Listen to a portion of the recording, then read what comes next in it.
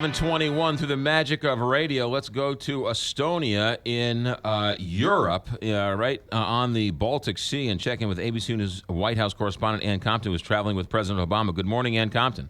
Good morning. We landed here at Air Force One as dawn was breaking, and the president has spent a busy day meeting with the leaders of not just Estonia, but all three of the Baltic countries. He's meeting with them now. And these are the tiny, they used to be called the captive nations who were under the thumb of Russia. They are right on the border, but they have broken free. They are very prosperous democracies now, and they are even members of NATO. President Obama here to make the point to Russia that it cannot come across the border and hurt any of these countries as it has Ukraine. By the way, just before his news conference began, there was word there might be a ceasefire in Ukraine. He says that's probably premature. Yeah, let's get to that in a second. Did that word leak out via Twitter? Well, yeah, go figure. President Poroshenko apparently tweeted that they have the makings of kind of a foundation of what would work for a to kind of negotiate a ceasefire. But I think the United States is not going to take that at face value and thinks there's more to be done. I got to tell you, the big story here this morning continues to be President Obama said that they have verified that terrible video from ISIS is yet another American slaughtered. Stephen Sutloff, the president, said there will be justice, and he said the U.S. condemns this kind of brutality. But I asked the president, so what does this do to your strategy? Do you now have a strategy, and what is it? He said, our objective is clear, and that is to degrade and destroy ISIL.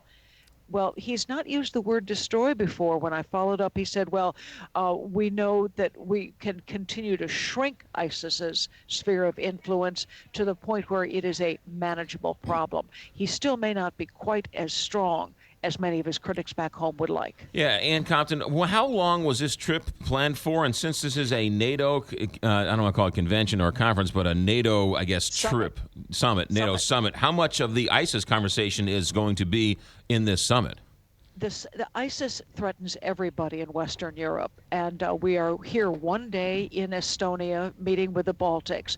In a couple of hours, we fly into Great Britain, and tomorrow and Thursday and Friday are the NATO summit. And all of NATO's worried about that because ISIS, many believe, is determined to strike against Western interests all over the European continent and strike on the United States as well. So it is a major issue. And when you see yet another brutal slaying and the lack of real effect of the airstrikes and the attempts to quiet ISIS in the last month of bombings.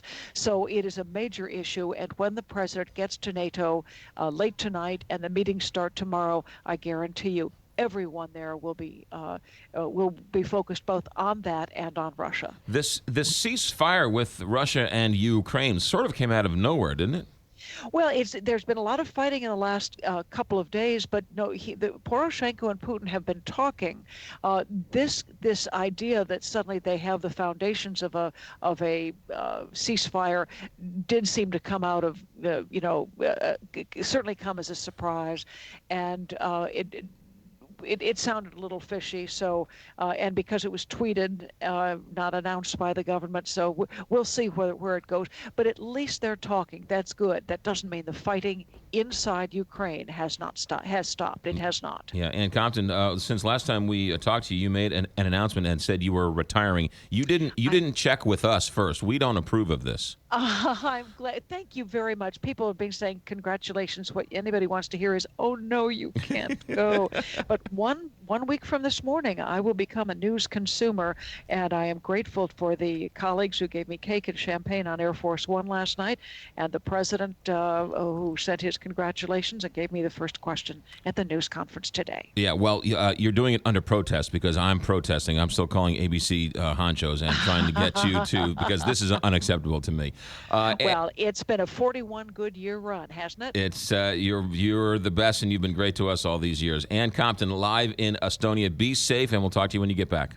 Thanks so much, McGraw. You got it. Ann Compton, ABC News White House correspondent, live in Estonia for this NATO summit. You got the latest on all of the ISIS conversation and the possible ceasefire with Russia and the Ukraine, which is having some positive effects on the market as they open up this morning. You heard Scott Crothers from Stifel Nicolaus say that little tweet has sent a good shiver through the markets, and they're up on early trading with that news.